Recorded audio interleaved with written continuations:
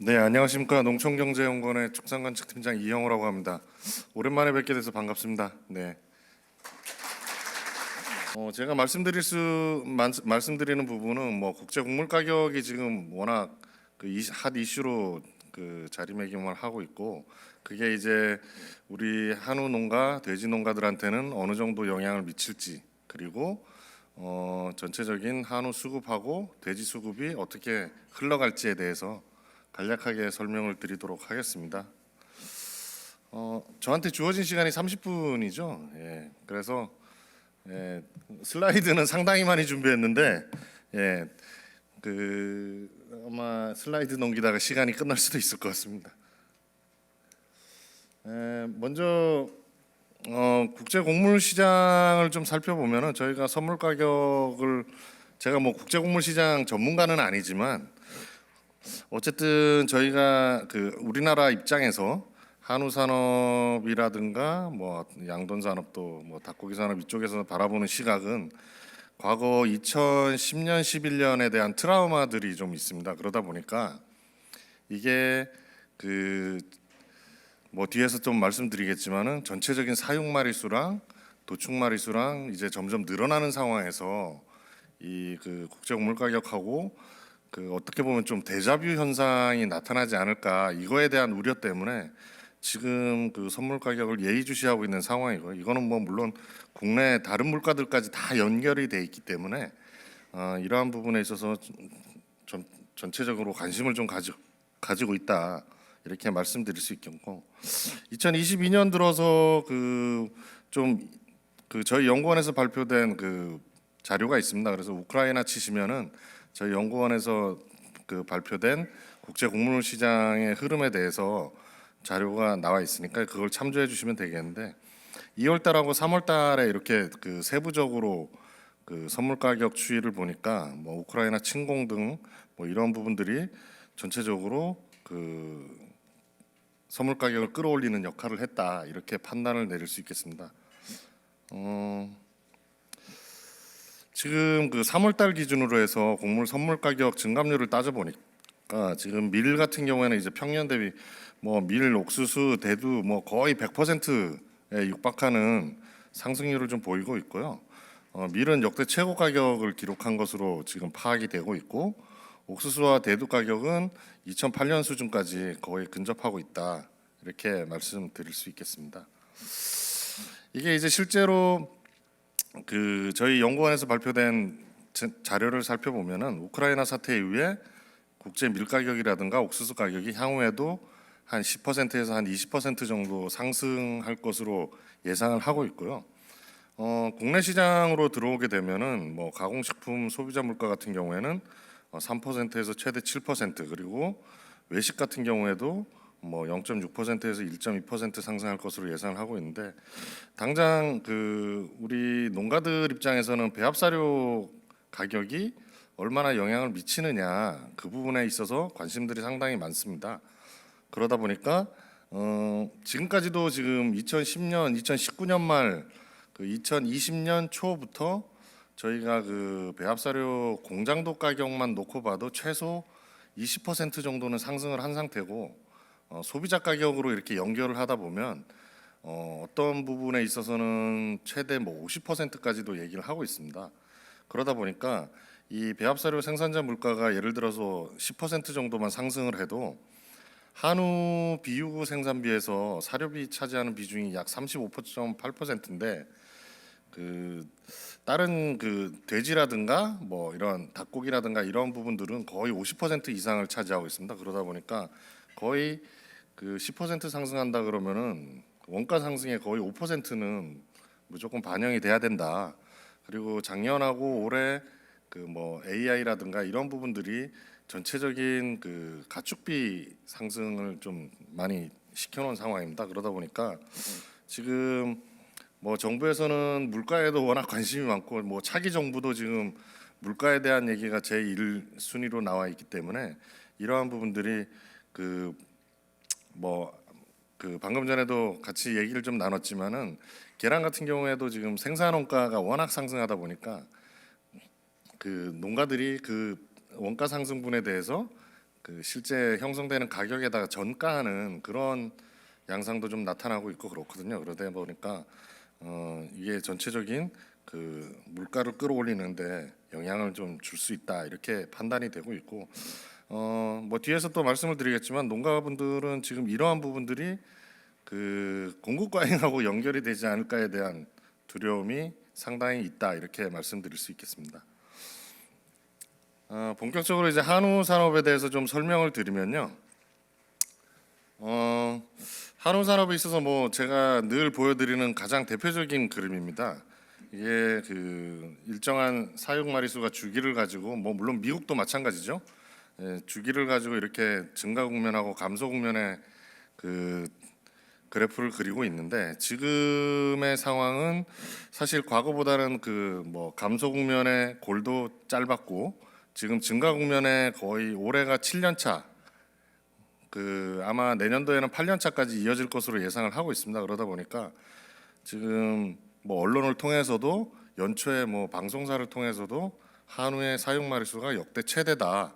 이 부분에 대해서 강조되면서 일시적으로 그 한우값이 막 조정을 좀 받은 경험이 좀 있습니다. 그러다 보니까 지금 그 한우의 사육 마리수가 사실 그 농가들 입장에서는 300만 두라는 어떤 심리적 지지선이 좀 있거든요. 300만 두 넘어가면 이제 불황이 다가올 거다에 대한 어떤 그 시그널을 감지하는 그러한 부분들이 있기 때문에 지금 300만 두뿐만 아니라 거의 350만 두까지도 지금 생각을 하고 있는 상황이라서 그러한 부분들이 지금 사육 마리수에 나타나고 있다 이렇게 말씀드릴 수 있겠고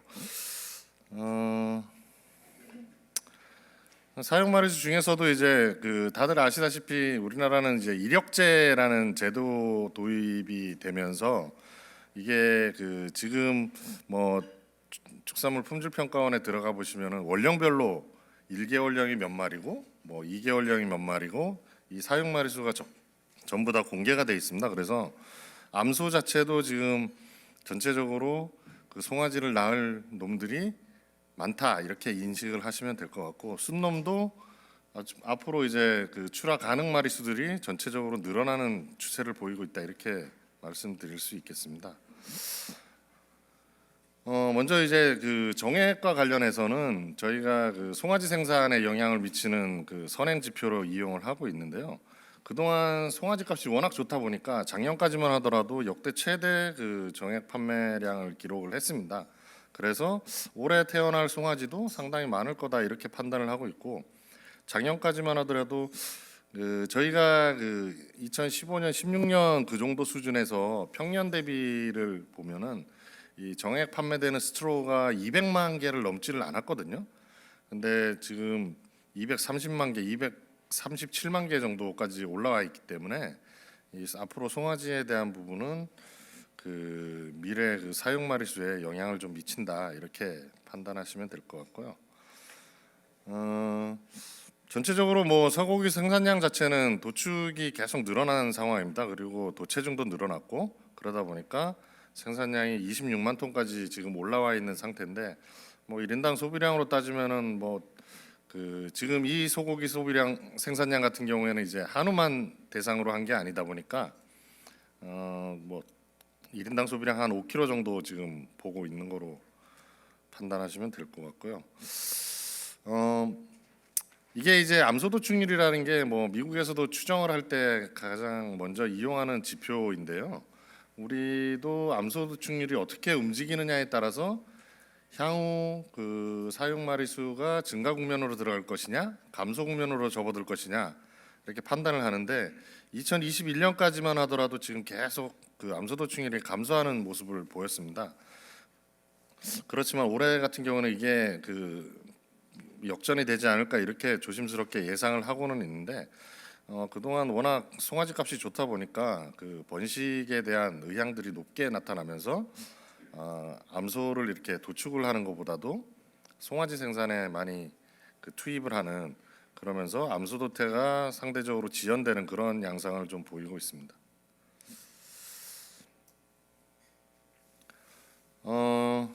저희가 그 재작년부터 이 공급 그러니까 국내 생산에 대해서 그 시그널 자체를 좀 과잉 쪽으로 잡고 있었거든요. 그럼에도 불구하고 코로나로 어떻게 보면은 국내산에 대한 부분이 상대적으로 뭐 가정 내 소비가 좀 늘어난 부분들이 반사이익을 좀 본 것 같습니다. 그래서 이 필드에 있는 농가분들이 이 사육 마리수가 많다라는 것보다는 지금 현재 가격이 그 좀 이렇게 좋다 보니까 그 부분에 있어서 그 우선순위를 가격 쪽에다가 포커스를 맞춰서 어떻게 보면 입식을 더 그 많이 늘린 거 아니냐 이런 판단이 좀 쓰는데 그와는 좀 별개로 사실 수입 쪽에서는 저희가 생각하기에는 별로 재미를 못 본 거로 알고 있는데 이게 뭐 국제적인 상황이라든가 뭐 코로나의 어떤 그 뭐 외부적인 요인이 더 크게 이게 자체 공급이라든가 자체 수요라든가 이런 부분들보다도 뭐 이렇게 그 물류 차질이라든가 뭐 노동력 부족 이러한 부분들이 오히려 그 영향을 좀 많이 미칠 거로 예상을 했는데 지금 그 우리나라 수입 동향을 보시면은 결국은 한우 가격이 이 수입을 좀 끌어올린 거 아니냐 이러한 판단을 좀 내리고 있습니다. 그래서 저희도 그 코로나 초기에는 사실 가격이 급락할 거로 예상을 했었는데 오히려 그게 국내산 소비로 늘어나면서 가격이 끌어올리면서 전체적으로 수입량도 늘어나고 그리고 저희가 그 국내 가격이 좀 높아지면 이 들어오는 물량 중에도 냉장 수입이 상당히 좀 늘어나는 경향을 보였습니다. 저희가 과거에도 트렌드를 보니까 어쨌든 국내 가격하고 그 수입력하고는 밀접하게 관계가 있다 이렇게 판단을 할 수 있겠고요. 뭐 가격은 제가 앞서 말씀드렸듯이 이 공급 사이드만 놓고 보면 가격이 떨어져야 하는데 이 수요가 어떻게 보면은 뭐 그 전체적인 가격을 끌어올렸다 이렇게 판단할 수 있겠고요. 뭐 코로나 영향도 있고 뭐 재난지원금도 얘기를 하고 있고 명절에 사실 뭐 아시다시피 그 청탁금지법 관련된 내용들이 일부 개정되다 보니까 그런 부분들도 그 명절 수요에 좀 영향을 미치지 않았나 이렇게 판단하고 있고 그 전에 저희가 이제 사실 뭐 가격을 이렇게 설명할 때 보면 그 사실 등급제 얘기를 잘 안 했거든요. 등급제 얘기를 잘 안 했는데 등급제 개편이 어떻게 보면은 그 한우 산업에 있어서 가격을 끌어올리는데 그 저희 연구원에서도 분석을 좀 해봤지만 거의 한 1,000원 정도는 등급제 개편이 가격을 끌어올린 거 아니냐에 대한 그 추정을 좀 해볼 수 있습니다. 이게 사실 뭐 공급적인 측면도 영향을 미치겠지만 사실 이 등급제를 개편하면서 그 어떻게 보면은 뭐야 그 고등급의 물량들이 좀 많이 늘어나는 쪽으로 이렇게 개편을 하다 보니까 전체적으로 가격을 좀 끌어올린 거 아니냐에 대한 부분들이 좀 있습니다. 그래서 이러한 부분들은 될 수 있으면 얘기하지 말라 그러는데 이게 사실 저희가 전후를 이렇게 살펴보면은 이게 제도의 영향이 오히려 가격을 일단 끌어올렸고 그 다음에 코로나가 받쳐주고 그러다 보니까 저희가 당초에 생각엔 1,000원 정도 떨어질 거로 생각을 했는데 거의 2,000원 정도가 올랐기 때문에 2,000원이면은 거의 한 마리당 100만 원이 정도가 되는 거거든요. 그래서 네 이러한 그 얘기들이 있다라는 말씀을 좀 드리고 뭐 배합사료 가격 같은 경우에는 저희가 그 뭐 계속 추이를 살펴보고 있습니다. 그렇지만 실제로 이 그 사료 가격하고 한우 도매 가격하고 이제 그 제가 이게 지금 좀 깨져 있네요. 그래서 2011년도 12년도에 그 한우 산업 불황을 맞은 분들은 이게 지금 그 우리가 그때 시절로 다가오는 거 아니냐라고 생각을 하고 있습니다. 물론 그때 그 지유 킬로그램당 뭐 10,000원대까지 나오고 막 그랬지만 그 정도까지 떨어지진 않겠지만 그래도 16,000원대, 17,000원대를 위협할 경우가 나오는 거 아니냐에 대한 그 우려들도 좀 갖고 있다 이렇게 말씀드릴 수 있겠고 실제로 지금 그 송아지 가격하고 그 도매 가격을 살펴보시면은 작년보다 송아지 가격이 거의 100만 원 이상 떨어진 상태에서 시작을 좀 했었고요. 지금 조금은 회복이 돼 있지만은 실제로 그 송아지 값이 떨어지면서 암소까지도 지금 그 반응을 보이고 있는 상황입니다. 그러다 보니까 이게 이제 그 국면 전환이 이루어진 거 아니냐에 대한 그 얘기들이 좀 있습니다. 그래서 이러한 부분들은 좀 그 많이 우려하고 있다 이렇게 말씀드릴 수 있겠고, 앞서 말씀드렸듯이 뭐 그 정액 판매 스트로가 자체가 많이 늘었기 때문에 지금 그 송아지는 계속 늘어날 거로 보고 있는데, 이 송아지가 아마 올해 되면은 그 올해 예를 들어서 가격 조정이 일어난다 그러면은 정액 판매도 약간 조정을 좀 받지 않을까. 실제로 지금까지 데이터를 보면 그 증가폭 자체가 완전히 거의 그 작년하고 거의 붙어 있기 때문에 올해 가격이 어떻게 움직이느냐에 따라서 이 정액 판매도 같이 움직이지 않을까 이렇게 보고 있습니다. 뭐 단기적으로는 저희가 올해 가격이 좀 떨어질 거다라고 생각을 해서 그 수입량 자체를 좀 줄 거라고 봤는데, 제가 뭐 여기 저희 우리 자문위원님도 계시지만은 그 회의를 하다 보니까 이게 다시 또 치킨 게임으로 가시는 거 아닌가라는 수입 쪽 그런 얘기들이 좀 나옵니다. 그래서 수입이 뭐 물론 그 많이 규모화라기보다는 이제 그 기업들이 많이 진출을 해 있기 때문에 버퍼링이 좀 가능할지 모르겠지만은 지금도 재고가 꽉 차 있다라는 얘기들을 좀 계속 하고 있으니까 사실 저희도 그 정부에다가 수입육에 대한 재고 파악을 좀 할 수 있으면은 어떤 뭐 수입 업체들도 최소한의 정보를 입수해서 그 뭐 의사결정 과정에 좀 도움이 될 거라고 생각을 하는데, 이게 벌써 몇십 년째 얘기를 하고 있지만 잘 안 되고 있습니다. 그래서 당초에는 저희가 그 소고기 수입량 자체는 좀 줄 거로 전망을 했는데, 이게 지금 1분기 지나고 뭐 보니까 여전히 많이 들어오고 있어가지고 아직까지도 지금 이 가격 수준에서는 메리트가 있는 거 아닌가에 대한 부분이 좀 생각이 듭니다. 그래서 이게 이제 국내 도매 가격이 뭐 어느 정도 수준까지는 그 수입육에도 영향을 좀 미치는 거 아니냐 이렇게 판단이 되고 있고, 올해까지도 지금 사육 마리수는 계속 늘어나는 거로 돼 있습니다. 그래서 도축 마리수도 지금 85만 마리까지 늘어날 거로 예상을 하고 있고, 그래서 저희가 그 자체적으로는 내년도까지가 사육 마리수가 정점이 되지 않을까 이렇게 판단을 하고 있습니다. 그렇게 되면 그 사육 마리수와 도축 마리수 간에 1년 정도의 갭이 있다는 걸 판단하면 2024년에 그 우리나라 도축 마리수가 정점으로 가지 않을까. 그 이후에는 이제 완만하게 감소하는 쪽으로 추정을 하고 있는데, 뭐 저희도 이게 점쟁이처럼 좀 잘 맞추고 싶지만은 가끔가다 상황이 변하면은 이게 그 한 해가 더 미뤄질 가능성도 좀 있습니다. 왜냐하면 올해도 가격이 어느 정도 받쳐준다라고 친다면은 이게 좀 한 해 정도는 더 미뤄질 수 있는 거 아닌가라는 조심스러운 전망도 좀 해보고 있습니다. 네, 가격대는 사실 뭐 큰 의미는 없지만은 농가 입장에서 바라보는 가격이 좀 있습니다. 그래서 농가 입장에서는 그래도 17,000원대 이상, 그리고 뭐 좋게는 뭐 18,000원, 19,000원 가면 좋은데 그분들이 생각하는 어떤 심리적인 생산비, 뭐 경영비 이런 마지노선이 17,000원대 정도로 생각을 하고 있습니다. 그래서 뭐 코로나를 좀 겪으면서 그 사실 이거는 농가 입장에 대해서 제가 설명을 좀 드린 겁니다. 그거를 이제 한번 보시면 될 것 같은데, 어쨌든 그 이 비싼 한우값을, 그리고 사실 그 코로나 상황에서 맛을 봤다는 거는 사실 엄청난 경험이거든요.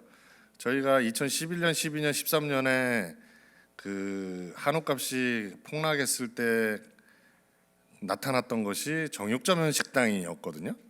그때는 싸게 예를 들어서 우리가 한우 맛을 봤다면은 이번 코로나 상황에서는 조금 비싸게 돈을 주고라도 뭐 물론 그게 재난지원금이 됐든 뭐 어떤 형태가 됐든 가정 내 소비가 됐든 뭐 소확행이 됐든 뭐 1인 가구가 됐든 간에 어쨌든 경험을 했다는 거는 사실 그 상대적으로 그 한우 농가 입장에서는 뭐 충성 계층이 좀 많이 형성이 된 거 아니냐 이런 얘기들도 하고 있고, 사실 저는 개인적으로 그 국내 상주 인구가 늘어나서, 그리고 사실 그 밖에서 계시던 분들이 어떻게 보면은 소득이 낮은 분들이 밖에 계신 분들이 아니거든요.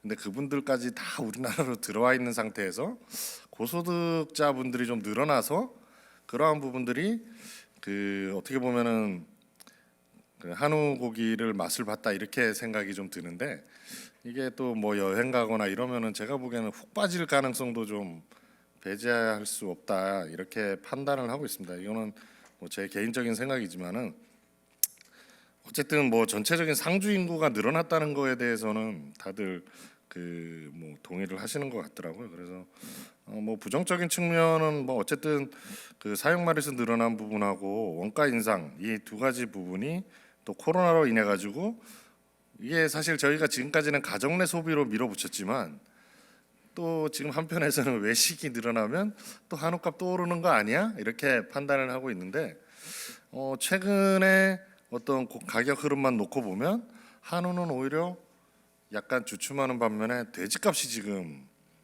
예, 좀 힘들게 날아가고 있습니다. 네. 그래서 예.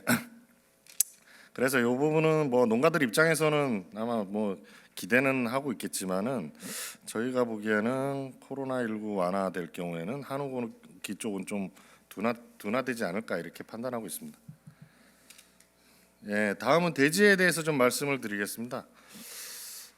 돼지는 뭐 사실 ASF를 상당히 걱정을 많이 했었습니다. 그렇지만 그래도 뭐 방역을 뭐 차단 방역을 좀 잘했다라고 판단을 하고 있고요.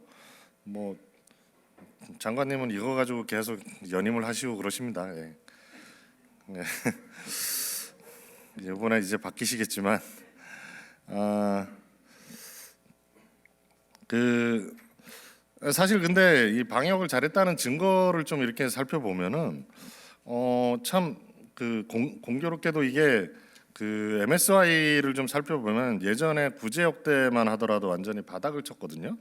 근데 이번에 ASF를 막는 과정에서 보면 이게 뭐 물론 그 모돈을 갱신하면서 다산성 모돈 쪽으로 이렇게 접근한 부분도 좀 있겠지만, 그래도 우리나라 그 양돈 농가들 수준에서 이렇게 비춰보면은 그한 16도 정도에서 이렇게 나올 거로 봤었는데, MSY가 이렇게까지 높아진 거로 보면은 질병도 많이 좀 뭐 최근에 뭐 PED 얘기를 조금은 하지만 질병에 대해서 많은 어떤 그 뭐 차단 방역의 효과 이런 거는 좀 설명을 할 수 있을 것 같습니다. 그래서 오히려 생산성이 좀 지금 좋아지고 있는, 예, 좀 아이러니한 그 어쨌든 뭐 방역을 잘하고 있다 이렇게 말씀드릴 수 있겠고, 돼지도 지금 역대 사상 최대입니다. 그래서 이게 사실 작년에 그 연초에 돼지값이 좀 곤두박질 치면서 모돈에 대한 그 사육 의향이 조금 감소를 했었는데, 오히려 이제 하반기 들어서면서 가격이 이게 심상치 않다. 그러다 보니까 모던 사육 마리수가 증가 국면으로 다시 전환이 됐어요. 그래서 전체적으로 사육 마리수가 늘어나는 쪽으로 이렇게 방향을 틀었습니다. 그러다 보니까 등급 판정 마리수는 계속 늘어나서 1,837만 마리. 이게 어떻게 보면은 우리나라에서 나온 역대 최대 마리수거든요. 그럼에도 불구하고 이제 도체 중량은 조금 줄어들면서 생산량 자체는 약간 줄었습니다. 0.2% 줄었는데 사실 이러한 부분들보다는 가격이 워낙 받쳐주다 보니까, 예, 농가 입장에서는 그 가격도 낮다라고 말씀하시는데, 예, 네, 그렇습니다. 예. 뭐 돼지고기 수입량도 상당히 많이 증가한 상황이거든요. 지금 아직까지 예전에 2021년 수준만 놓고 보면 뭐 예전을 완전히 회복하지는 않았지만 전체적으로 작년, 재작년 코로나 반사 이익의 최대 수혜주가 되지 아닌가 그런 생각이 좀 들고 있습니다. 이게 역대 사상 최대 마리수를 지금 거의 5, 6년째 갱신을 하고 있는데 꼭 뭐 AI가 터지든 아무튼 반사 이익은 돼지가 다 받아먹고 있는 것 같은 그런 생각이 듭니다. 그래서 이게 뭐 우스갯소리로 이제 돼지 농가분들이 지금 어디 해외에 좀 다니고 싶은데 코로나 때문에 못 다니신다는 그런 얘기들도 하지만은 예, 뭐 지육 가격만 놓고 보면은 지금 저희도 돼지도 사실 저희가 한 2년 동안 양치기 소년을 좀 했습니다. 그래서 떨어진다라고 계속 전망을 했는데 이게 안 떨어지면서 어쨌든 뭐 농가 입장에서는 뭐 안 떨어지면 좋죠. 네, 그렇지만 이제 뭐 소비자 가격이라든가 지금 삼겹살 같은 경우에는 거의 사상 최고가를 뭐 계속 유지를 하고 있는 거로 파악이 되고 있습니다. 그래서 돼지값도 상당히 좋고 실제로 뭐 저희가 가지고 있는 소비자 패널을 가지고 해보니까 뭐 가정 내 소비가 월등히 코로나 시국에 늘어났었다 이렇게 판단이 되고 있고 실제 먹었던 양도 돼지고기 구매량 이렇게 살펴보시면은 코로나 이전하고 이후하고 큰 차이를 보였다 이렇게 말씀드릴 수 있겠습니다. 뭐 대략적으로 전망을 해보면은 올해도 지금 사용 마리수가 늘어나는 거로 돼 있습니다. 그래서 이게 뭐 1,100만 이 정도 1,133만까지 이렇게 늘어나는데 사실 업계에서는 우리나라에서 뭐 사육 가능한 돼지 마리수가 뭐 1,100만만 넘어가면 그때부터는 뭐 힘들다 뭐 이런 얘기들을 했었는데 가격이 좋으니까 그냥 훌쩍 넘어가더라고요. 뭐 이게 환경 문제를 떠나서도 환경적으로 뭐 이런 규제라든가 이런 부분들이 계속 돼지 쪽에는 가해지고 있음에도 불구하고 어쨌든 농가 입장에서는 가격이 최우선이니까 그러한 부분들이 사육 마리수를 늘리는 것 같습니다. 네. 그리고 등급 판정 마리수도 앞으로 늘어날 것으로 예상을 하고 있고요. 늘어나는데 뭐 작년 수준하고 거의 비슷할 것으로 보고 있습니다. 그래서 뭐 올해 돼지가 그렇게 폭발적으로 늘어날 거다에 대한 부분은 아니겠지만 거의 정점에 다가와 있는 거 아니냐. 그래서 연초에는 가격 하락에 대한 어떤 농가들의 액션이 좀 필요한 거 아니냐에 대한 대책 회의도 좀 강구를 했었는데 다시 또 가격이 좋아지니까 그게 다시 쏙 들어갔습니다. 네. 그게 이제 연말까지 가느냐에 대한 부분은 저희 쪽에서는 지금 상반기 지나면 쏟아지는 물량들이 좀 있기 때문에 그리고 수입량이 차곡차곡 쌓이면서 이게 사실 제가 돼지 가격을 어제 지난주랑 과거에 우리가 어떤 거리두기 완화할 때 시점들별로 해가지고 좀 분석을 좀 해봤는데 아무튼 뭐 요번에 상승폭이 가장 컸습니다. 그러니까 이게 보복 소비라는 것도 뭐 앞서 제가 말씀드렸지만 한우 쪽이 아니라 돼지 쪽이 보복 소비에 또 혜택을 받는 거 아닌가 그런 판단이 좀 쓰고 있습니다. 예. 그리고 뭐 수입량 같은 경우에는 올해도 뭐 늘어날 거로 예상을 하고 있습니다. 왜냐하면 작년, 재작년이 워낙 적었었기 때문에 물론 독일 영향도 좀 있었지만 어차피 돼지 쪽은 수입국 다변화 이러한 부분들이 수입 단가는 뭐 저희가 지난주 며칠 전에도 회의를 했었지만 이게 정점인지 아닌지에 대한 부분은 사실 저희도 정확히는 잘 모르겠습니다만 일단 수입 업체에 계신 분들은 일단 선입 선출 개념으로 따지면은 약간 위험스러운 단계로 접어드는 거 아니냐에 대한 부분도 우려를 하고 있다. 내가 먼저 사놓은 고깃값들이 비싼 가격에 사놨는데 그놈들이 제대로 빠지면은 이게 연착륙이 가능할 수 있는데 이제 또 싼 놈들이 다시 들어오게 되면 또 그만큼 손해 보는 거 아니냐에 대한 부분들이 좀 고민스러운 부분들이 있는 것 같습니다. 그리고 돼지도 뭐 가격은 저희가 뭐 4,300원, 4,500원 이렇게 전망은 했지만 작년보다 떨어질 거라고 예상은 하고 있는데 또 틀릴 것 같은 예감도 좀 듭니다. 그래서 앞으로 소비 행태가 어떻게 변하느냐에 따라서 나머지 부분들이 작용을 하지 않을까 예상을 하고 있습니다. 네, 이 부분도 뭐 저희가 가정 내 소비 부분하고 뭐 가격하고 이렇게 연결을 하고 있지만 어쨌든 돼지도 지금 그 국내에서는 사상 최대 수준이다 이렇게 말씀드릴 수 있겠고 이건 뭐 시장 상황 예의주시 필요는 이건 사실 농가들한테 던지는 메시지고요.